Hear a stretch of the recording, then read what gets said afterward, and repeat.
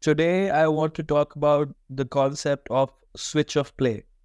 It's basically when one team switches the ball from one side of the pitch. For example, if it's on the right side, then they switch it quickly to the left side to obtain certain benefits. We're going to talk about those benefits, those advantages, and why it's done, how it's done, and when a switch of play is done. So all of that is very, very important. And let's get into the video so that we can talk about these certain characteristics which occur during a switch of play. This match is from a couple of days ago. Napoli, the current Scudetto winners, the Italian champions, they lost badly at home to Inter Milan.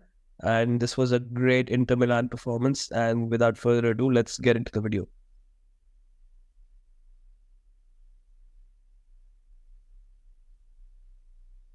So if I pause here, you can see that they've just regained possession. Inter have the ball on the right side, and Napoli are just now initiating their press to try to win the ball back. Let's see what happens. What does Inter do to counter this?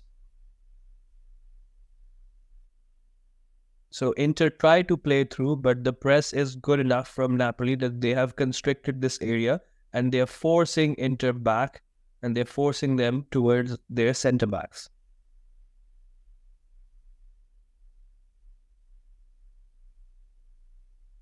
Now, look at this press from Osimhen.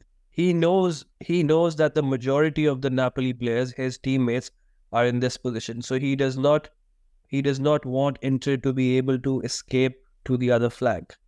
Napoli wanted Inter to stay in an area where they were more in number. So now what that's done is Inter have managed to escape out of this area, and let's see how they manage to change the flank. Now look at this. They've successfully, Inter have switched within a few seconds. They've gone from the right flank to the left flank, and they have attracted a number of Napoli players to this side.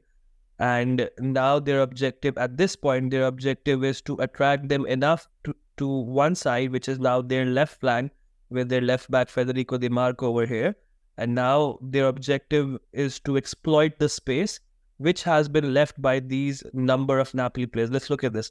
1, 2, 3, 4, 5, 6, 7, 8. 8 Napoli players right now are in our picture, which means there's some space for Inter players to exploit, where Napoli will be less in numbers.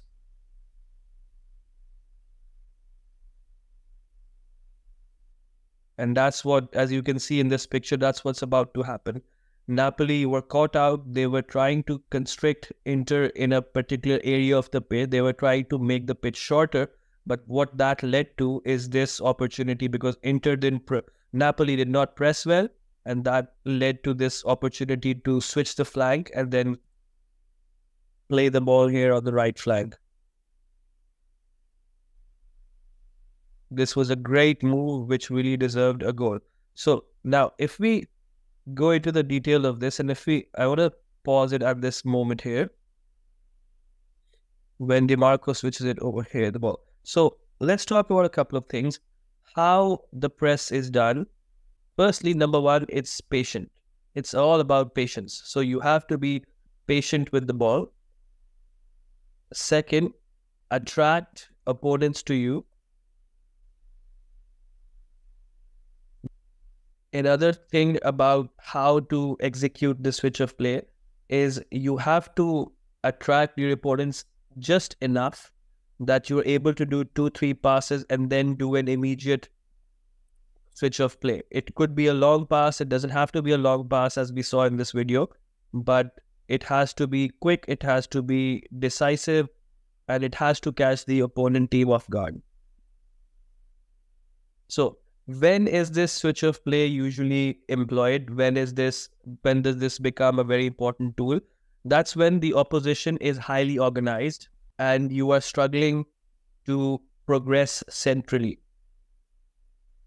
So when you don't have space to play through the middle, you try to be patient and you try to work the ball from one side to the other. The last question that we have to ask ourselves is, why do we do this switch of play? The number one reason that we try to implement this switch of play is to disorganize the opposition and create gaps in the middle. Because if we create gaps in their structure, then we can play passes through them and we can try and penetrate their defense. But if they're very well organized and we become impatient with the ball, we will immediately lose possession, most likely. So our best chance is to be patient, try to keep circulating the ball, wait for the opponent to make a mistake. But the objective of this is to disorganize the opposition structure and create gaps in between.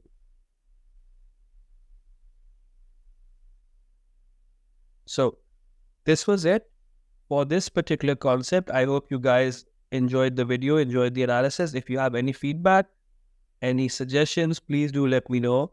And if you're watching this on YouTube, please, I request you to like and subscribe so that more people can watch this. And hopefully I'll continue on making these videos. Thank you so much.